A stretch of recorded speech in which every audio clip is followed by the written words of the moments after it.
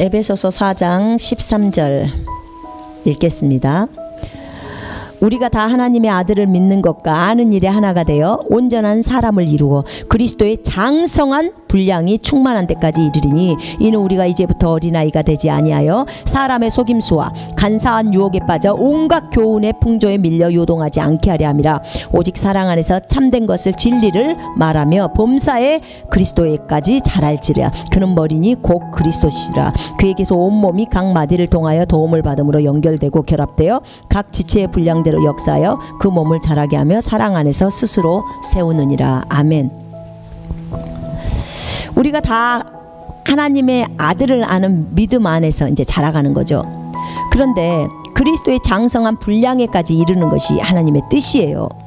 자, 우리 모든 그리스도인도 너무나 예수님 닮기를 원하고 예수님 정도의 분량까지 이르기를 원해요. 자, 그러려면 정말 중요한 것은 예수님의 그 장성한 분량까지 이르려면 하나님의 말씀을 지켜야 해요. 정말 하나님의 말씀을 지켜야 하는데 하나님의 말씀을 지키려면 반드시 자기를 부인하지 않고서는 할 수가 없어요. 자기를 부인하지 않고서 하나님의 말씀을 지킨다? 불가능합니다.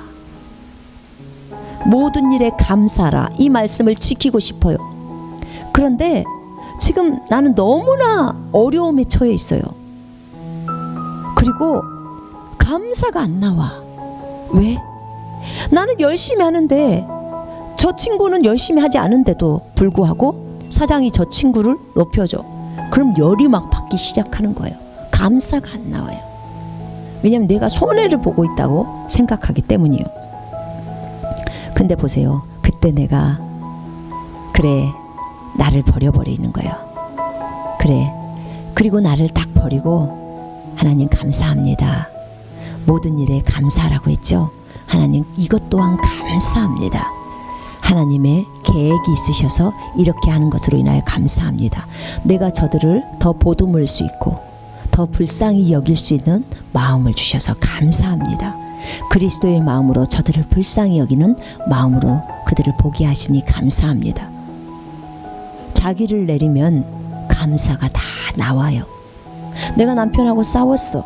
기뻐할 수 없는 상황이야. 항상 기뻐하라. 근데 나를 딱 내려버립니다. 하나님 감사합니다. 이것 또한 나를 훈련하기 위한 도구이므로 감사합니다. 나는 주님이 나의 기쁨이기 때문에 기뻐하겠습니다. 이렇게 나를 내려버릴 때, 자기를 부인해버릴 때, 자기 생각을 버려버릴 때 비로소 하나님의 말씀을 지킬 수가 있습니다. 자기 부인은요, 우리를 거룩으로 이끄는 지름길이에요. 그리고 거룩은 우리 안에 있는 그리스도의 생명이 나오는 통로예요. 우리 거기 한번 보십시다. 베드로전서 1장 22절을 보세요.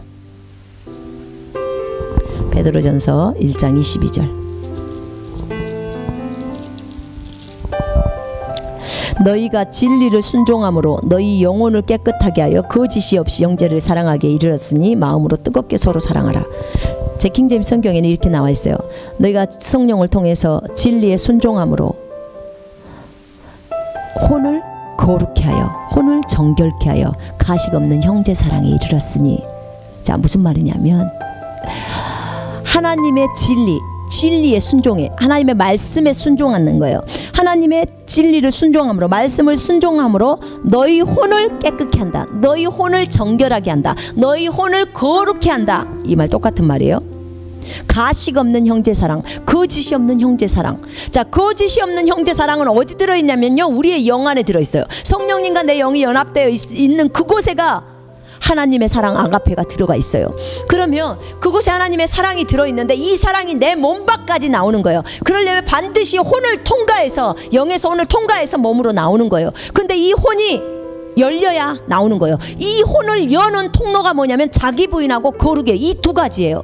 자기를 날마다 부인하는 사람, 거룩을 이루는 사람은요, 반드시 혼이 열려져서 이 영 안에 있는 이 엄청난 능력, 이 하나님의 생명이 바깥으로, 몸 밖으로까지 나와요. 그럼 다른 사람들이 그를 보면서 아, 저 사람은 성숙한 사람이구나.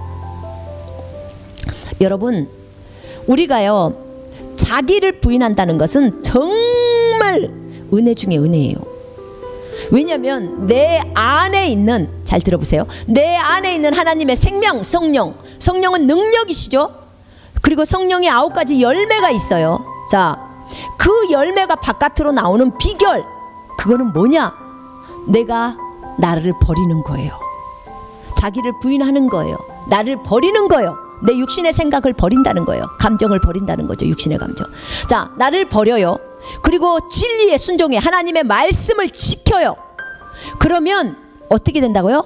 내 혼이 거룩해 되는 거예요. 내 혼이 거룩해 되면서, 내 혼이 거룩해지면서 어때요? 통로가 열리죠. 그러면서 어떻게 돼요? 성령의 9가지 열매가 이 몸까지 나오는 거예요. 거룩은 능력이라고 했어요. 여러분, 거룩은 이런 거예요. 쉽게 말하면 이런 종이가 거룩이라고 할 때, 이 거룩 안에는요, 이 안에는 성령의 9가지 열매가 이렇게 감싸져 있어요. 이 거룩이라는 종이가 성령의 9가지 열매를 감싸고 있어요. 포도나무에 열매가 맺힐 때 그 종이로 감싸주잖아요. 그 종이는 거룩이고요. 그 거룩 안에 성령의 9가지 열매가 있는 거예요. 그래서 자기 부인을 할 때 말씀이 지켜지는 거고, 말씀을 지켰을 때 혼이 정결하게 돼, 거룩해 돼요. 그러면서 성령의 열매가 바깥으로 드러나는 거예요. 너무너무 중요하죠. 여러분, 이런 삶을 살아서 그리스도의 장성한 분량에 들어가잖아요. 그러면 여러분이 길만 걸어가도, 여러분이 아무런 말을 하지 않아도요, 옆에 있는 사람이 회개가 일어나요. 회개. 아무 한마디를 안 하는데도 여러분이 걸어갈 때 회개가 일어나고, 여러분이 걸어갈 때 전부 치유받아요.